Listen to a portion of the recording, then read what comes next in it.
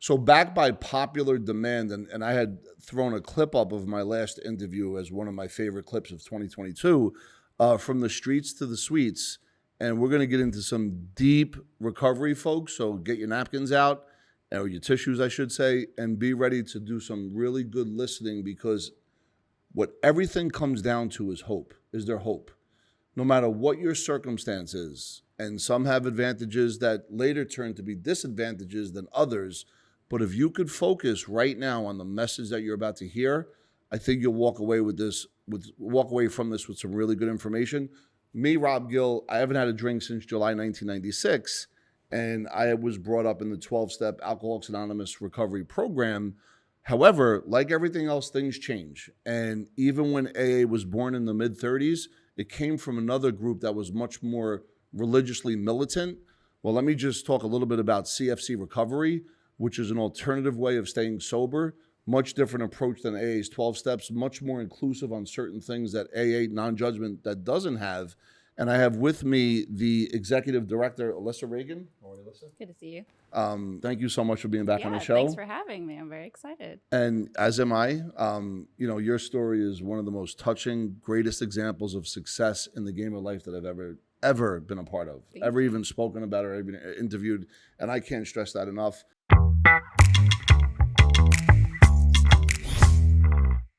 You being in the position you are at CFC Recovery, which has been around for 10 years, right? 10 years at this point. And one of the things I did is I tracked the first 10 years of AA from 34 or 33 to 43. And it's kind of the same amount of people that you folks have touched. I think you've touched over 20,000 families. Yeah, is that correct? That's right. And there's over 2,000 members. So go back and check out your history, folks, and check out the first 10 years of AA. It wasn't until they were launched with a very philanthropic, famous person in New York in the 40s that really took it into outer space, and gravity no longer held AA back. With that being said, though, to be in the position that you're in, and I had the good fortune of being able to check you guys out back in Seaside and speak on that stage, which was an unbelievable opportunity for me in recovery, but also to share that message. But talk a little bit about, before we get into your journey, which is incredible, folks, so hold on and grab your pen and paper. Talk a little bit about your current role at CFC and what it's going to look like over the next 3 to 5 years for you. Yeah, so I am the executive director of CFC Loud and Clear. It was founded in light of my husband's own struggle with addiction. His mom was trying to find alternative solutions that didn't necessarily fit within the box that they kept giving Daniel when he was leaving treatment.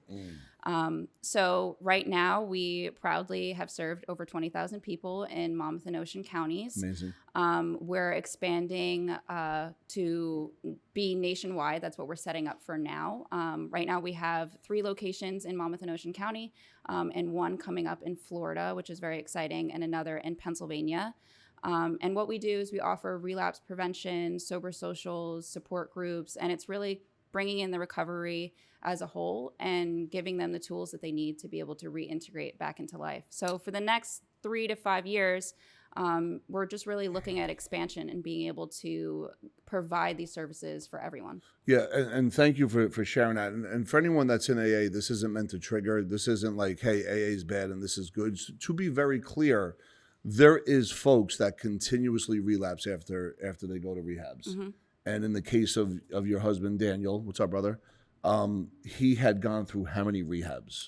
15, I believe. Yeah. So folks, 15 different rehabs, and trust me, he wanted to stay sober. Now, we could get into a debate if he let God in or let God, whatever the case may be. The fact of the matter is the approach for him wasn't working. And if you want to talk about God's presence, if anyone ever wants to know what love really is, it's an action, it's not a word. The love of a mother. I'll start crying. Don't cry. The love of a mother to his son, and did not give up even when he was on death's door. Yeah. Right? Finally, he went into a rehab, right? The 15th one. But it didn't end there, because at the end of the day, it's like, what's next? I don't want to go to a home group. I don't want to get a sponsor. I don't want to do 90 meetings in 90 days, which is the traditional, which is my approach. And that's what I would tell anybody today. But what happened after that? Because that's where the journey really started. Yeah. 10 years later to what we're talking about today. Well, you have to think about Dan was 21 years old when he was leaving his final treatment center. And he had already tried the 12 steps before. He, tried to do the AA, and it wasn't working for him. It just didn't resonate with him. Yep. And in this last... And like a lot of other people too. Yeah, like a lot of other people. In this last treatment center, they really opened his eyes to holistic wellness, Reiki sessions, acupuncture, inner child therapy, and he was really able to identify what the root of the cause of his addiction was, which for him was, he was really self-conscious as a child, and growing up had a really hard time feeling like he fit in. So when he came out, there weren't any of those things offered to him in the areas that he was located in, and definitely not covered by insurance. Acupuncture, cupping, all of that kind of stuff was not offered to someone. Damn. And Cupping, like with the... Yeah, with the Okay. like suction cups, the heat, and pulls all the toxins out. So these kind of avenues were not available to him, especially for insurance. So his mom... But hold on, at that rehab, were they actually doing this whole thing that his mom... For the 30 days that he was in, he was getting all of these Wow, treatments so done. Lynn modeled that. She took that and Yep. brought that home. Okay, Yep. I'm listening. So when he came home, he told her, what works, what doesn't work. And they came up with Daniel's recovery plan, just sitting at their kitchen table. And Dan, that year that he came home, buried 20 of his friends from his local school. And so that kind of sparked his other friends that were still left saying, how did you do this? I need help.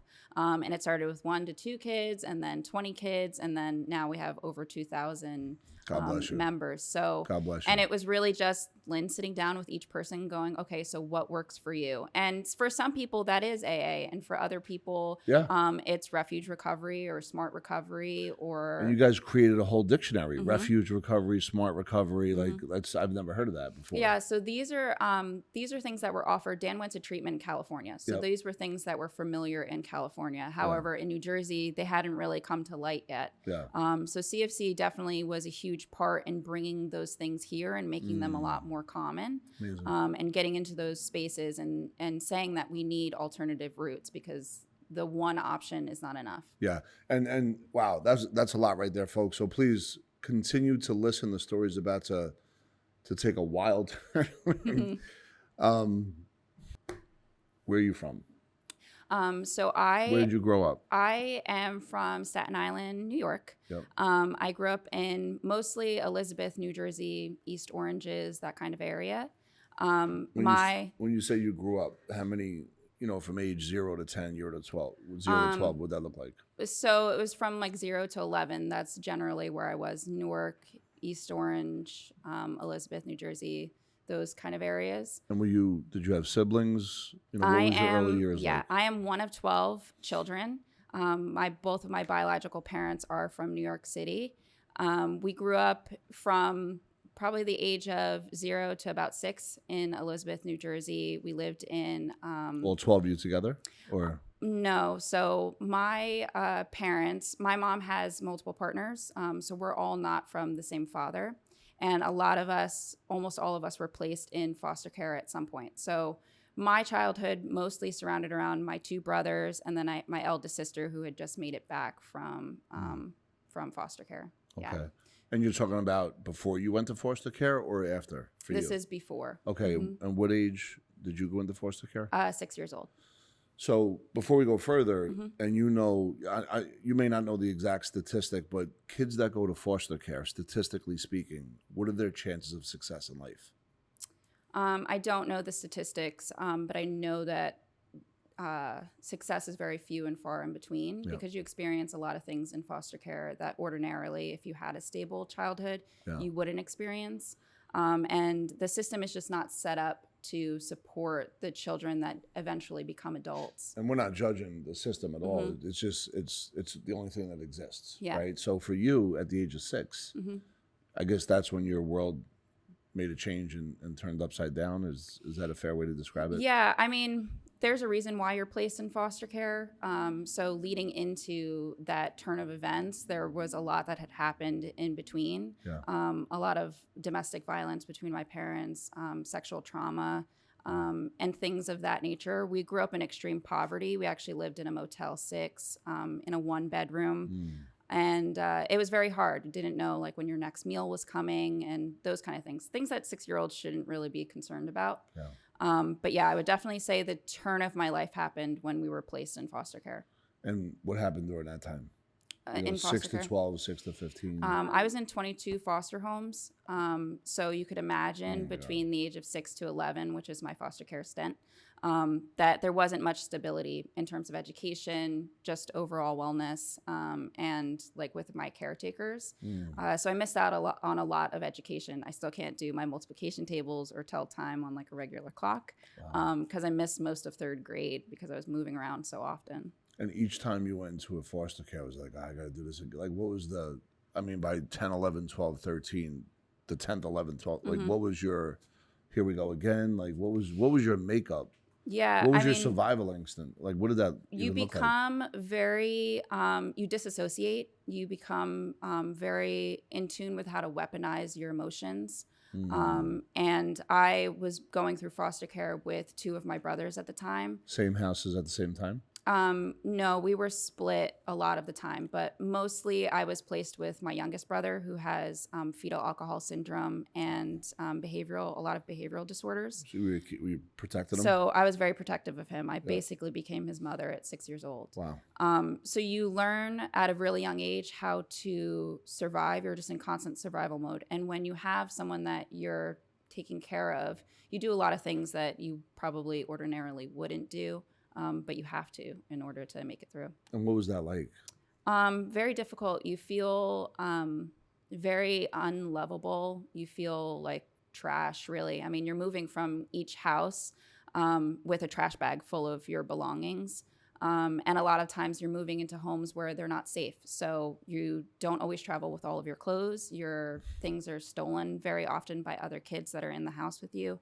And your caretakers, at least from my experience, a lot of them were definitely in it for like the state stipend that they get for taking in children, and not really to help the kids that they had. And how long would you be in each one? Like 2-3 months? It depends on the house. Some of the placements were just 24 hours, like a hold until they could find somewhere for me to go. Other places were like a couple weeks to a couple months. The longest that I ever stayed was 6 months in a house. Okay. And was that a good 6 months or a challenging 6 months? That was actually my final placement before I was officially adopted. And I think that those people definitely saved my life. They were amazing people. Really? And just really super special. Yeah. Can you talk a little bit about right before that 6 month, what was going on in your life and then what happened during that 6 month bridge? So right before I was put in that foster care home, I experienced a lot of sexual trauma in foster care, a lot of times either by the caretakers or the other kids in the house, and just a lot of overall violence. I mean, most of the time I lived in the projects, so I saw a lot of violence outside. I've witnessed a couple of murders, a lot of really terrible crime, and it was a very tumultuous and unstable time for me for sure. So moving into that household and being able to stay somewhere for 6 months, and the people were actually in tune with me and, were trying to get to know me and offer me tools to be able to like become a young woman was definitely life-changing for me for sure. What age was that? When I was placed in that foster care, I was 8. Oh my God. Mm-hmm. The one for 6 months? Yeah. And how come, I don't know the rule, how come you couldn't stay? Like what? So there's a process for you to be able to be adopted. Your biological parents have to sign over their rights, basically saying that, someone else can adopt you. Feels very transactional, almost like your property to someone. And that couple, they were much older. They were in like their late 50s to 60s. So they just weren't going to be able to adopt me. And they wanted me to be placed with my youngest brother. And this next adoption opportunity was going to allow for me to do that. Okay, so that was the first time you were officially adopted. Yeah, so I was officially adopted. I was placed in the home that I was going to be adopted at 9, and then I was officially adopted at 11. How was that world? Was there how many kids? Like So it was myself and my youngest brother. just you two? Just the two of us. Okay. Yeah. It was supposed to be like a time of feeling security and joy. But I didn't experience that with my adoptive parents, unfortunately. My adoptive mother, I would categorize as a narcissist. That means you have no soul. Just so you know. Narcissism means you have no soul. Just remember that. If you don't got one, go call somebody. Someone who's very good at And manipulating. tell on yourself. Yeah. She's someone who's very good at manipulating a situation. And so she almost comes out as the martyr or the good guy. She is an educator in the local public school system. She works with special education children. Very loved by her community, but was a very different person behind closed doors. So I would say from the age of 9 to 11, a lot of hope, a lot of expectation of I'm finally in a stable place, and really excited to see what the future holds. And that turned pretty quickly. So, I think of myself at that age. I grew up in a family where there was drugs and alcohol, and I was the youngest of four. We bounced checks. The money struggle was real. My sister was a heroin addict when she was 16. I was 8. And I used to go to rehabs I used to go to her rehab. Like she was somebody that couldn't get sober. So I knew about the AA program early. I'm just trying to put myself in your shoes though. I remember just being in my neighborhood. I grew up in Bayonne, which is, 75,000 people, 3 miles, and everybody knew each other's business. So just like in a project, just like what you were in, it was a lot of, yours is multiplied by 10, of course. But I remember feeling that, that I was less than. I did feel empty a lot. And I felt like I had to put a smile on my face because I had someone that was 8 years, 10 and 11 and 12 years older than me, plus my parents.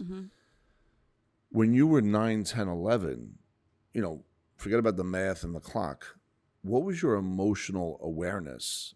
Like, were you able to, even if you couldn't talk about it, were you aware of everything in your world that was going on at a high level? Let's call it a native IQ, off the charts if we were to measure it. I'm interested to hear about that. Yeah. So I actually, I have an Irish twin brother. We are like 2 or 3 months apart or whatever. So we talk about this a lot. I had a tendency to remember every single detail from the first memory of 3 years old, where he can hardly remember a lot. So he's blocked it. That happened because he's able to block it. Yeah. I definitely was really in tune with everything going on around me. I'm a very quiet person. I like to observe. That's just what I've learned. Yeah. And so, yeah, I was definitely very aware of everything that I was getting myself into, and kind of, what should have been acceptable and what was not at that age. And between 9 and 11 with the, the adopted family, was there mental abuse? Was it physical? Was it, not giving you clothes, not feeding you? Like, what was that world like compared to the foster world? So, it was very different. It was safer in the sense that I knew I wasn't moving. You had a bed. Yeah. And for the most part, I had food, but they would weaponize those kind of things. So if I got in trouble for something, they would remove everything out of my bedroom. So I was just in a spare room alone, no furniture, just in a room. Yeah. If I did something that they would consider to be defiant, then I wasn't allowed to eat dinner with them that night. And just little psychological things to try to tweak me to be the person that they were expecting me to be, which is very cookie cutter, perfect child. Which doesn't exist. Straight A student anywhere. And even the straight A student. Subservient. Yeah. What about your brother during this time? So he was developing a lot of behaviors because he had fetal alcohol syndrome. He does have a lot of behavioral delays. And so their world kind of surrounded around him. It was his occupational therapy, getting him the proper support that he needs. He really was, and I love him very dearly, but was like the golden child. And because I was older and less of an issue, I was kind of placed on the back burner and just kind of had to figure it out. What happens after age 11? So I'm officially adopted, and I really feel like at that point was an insecurity started building where I had a lot of trauma that I hadn't been able to deal with. And my parents placed me in therapy, but these therapists were people that really invalidated a lot of my experiences. And because my parents alone invalidated it, they would say that some of the things that had happened to me weren't real. They weren't understanding that I was a very standoffish child. I didn't like to be hugged or touched for obvious reasons. And not that I didn't want to love them or learn how to navigate those things, but I just didn't know how, and I didn't feel safe enough to be able to do those things yet. I was still very much in survival mode. And they would use those things against me. I remember my adopted mom sitting me down at a table to tell me that my adoptive father would never hurt me. And so I needed to hug him. I needed to kiss him. I needed to be close with him because it hurt his feelings that I would reject him, which, looking from the perspective as an adult, I could understand that. But to put the pressure on a child is 10-year-old. It's just crazy. And that shouldn't have been my issue to handle. I was a child, he was an adult. So I was in school. I ended up becoming a straight A student. Wait, before we go, how did you escape the streets? How did you become a straight A student? Yeah, so I am very determined. I refuse to allow for my past to affect my future. Was there guardian angels that showed up in your life at any given point that just gave you a little bump for like 6 months to a year till the next one showed up? Was there any message that you heard? Anything? I think it was really just I was still in. I needed to survive, and I needed to get to 18, and then I could figure out my life. Got it. You had an outcome. Survived to age 18. Yep. No drugs, no alcohol? Nope. On this journey at all? No. By the way, she is the executive director, and she is not in the program. Yeah, I'm a normie. She's a normie. Yes, I'm not a normie. She's a normie. No drugs, no alcohol, no temptation, no desire to escape the prison that you're in. That's amazing. God's amazing. So go ahead. I'm following. Straight A student. Yeah, so I became a straight A student. What school? Where are you in Newark or East Orange? So I moved to Asbury Park when I was adopted. Okay. So now you're in Jersey. Okay. Yep. I moved to Asbury Park. My mom at the time was still an educator in New York City. Your biological my adopted mom. Okay, adopted. My adopted father is a writer for the Wall Street Journal. Wow. He is a very accomplished professor in music theory, a composer. Wow. They're very well-versed, very conservative family. So the thought of, just from personal experience, of drugs was never a thing, but was absolutely not allowed in our household. I don't even think we ever had alcohol. My dad would occasionally have like a glass of wine, but that was very, very rarely. Did they help you, at least from the educational standpoint, on how to get straight A's? Was there like guidance there, or you just went after it? It was really, you just have to do it, and this is what is expected of you. And so I think in the beginning was very much fake it to make it. Like you're copying everybody's notes and you're peeking over your shoulder to see, what this next person is doing. But I'm really passionate about reading and writing.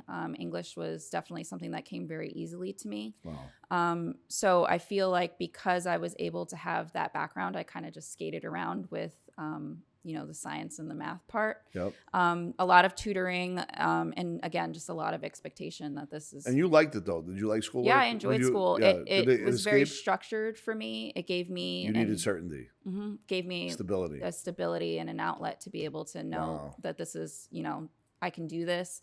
And then there's a reward at the end of it. Yeah. What was the reward? Honor roll? Yeah, you get honor roll, you get praise. You were able to accept good gifts, like emotional gifts? Were you able to let that in? I don't know if I ever really got that from my parents. No, but even just like from the school, so like, listen, your first honors, like, were you able to? Yeah. I mean, I remember being in 4th grade and you had to read like a certain amount of books, and I read more books than everyone in the whole school, and we had a big pizza party, and I remember being like super proud of myself. Like that was a huge accomplishment for me. Yeah. And the nervous system, as you're talking about it, the smile on your face, the energy, I could you're proud of that. Yeah. Right. And that's like a little success step along the way. That if you're in business and you every once in a while you get reminded that you're doing the right thing, and I'm sure that reminded you that you were on a good path when it came to that. For sure. But I kind of feel like the journey we're far from over right now. So Yeah. take me through high school. So I enter high school. My mom is an educator at the high school. So Which one? Asbury Park High School. Got it. So we felt very monitored because my mom is a teacher at the school that I go to. So, and a lot of navigating emotions and being a teenager. I'm 14 years old. Of course, I have crush on boys. I'm learning what my interests are, talking about like futures, and I'm getting closer to that 18 age. So I'm like, okay, I need to figure out. What was on your mind at that point? Do you remember? Like what you wanted to? When I was 14, I wanted to be a dancer. I was in school in an academy for technical ballet. Sounds like you had a lot of skills. I did. So my parents, part of their facade was that they wanted their kids to be the best at everything. Yeah. So the best grades, in extracurricular activities, as involved in their community as possible. So you bought into that system. Okay. Yeah, for sure. Got it. Right. So at that time at 14, I thought I was going to graduate high school and go to New York City and try to join Alvin Ailey, and I was going to be this amazing dancer. Got it. Yeah. Got it. So I'm navigating, emotions and trying to have healthy relationships with my peers because. Are you actually thinking this stuff at that age? Mm-hmm. Really? Yeah. Like when I was 14, all I did was play basketball and Atari. Yeah. Like that was, and I definitely didn't get straight A's. Mm-hmm. So you're thinking about healthy relationship with your peers. Well, I'm constantly searching for that unconditional love and seeking validation. So and I was going to ask, how was your relationship with kids? How did that? Were you popular? Were you someone that hung out with, helped somebody that was struggling? Like, what was your escape or makeup or what did that look like? I would not say I was popular at all. I was definitely a nerd. Yeah. And I was in drama club. I was a dancer. But you liked being a straight A nerd. student. Yeah, I enjoyed it. And so I had like my group of nerds, but I definitely would not say I was popular. I do think that I went to a school that was predominantly Black and Hispanic, and both of my parents, who I was adopted into, are Caucasian. So a lot of my personal ethnicity was whitewashed by them. And what were your biological parents? My biological mother is Mexican and Black, and my biological father is Irish and Italian. Wow. Mm-hmm. That's some mix. Yeah. There's a ton of other things in there too. Wow. Indian and all that kind of stuff. Jeez. Okay. Yeah. So I was never really given and I also grew up in all of those foster homes and stuff were mostly with people of color. Yeah. So that's what I identified mostly with until I was placed in this adoption. Got it.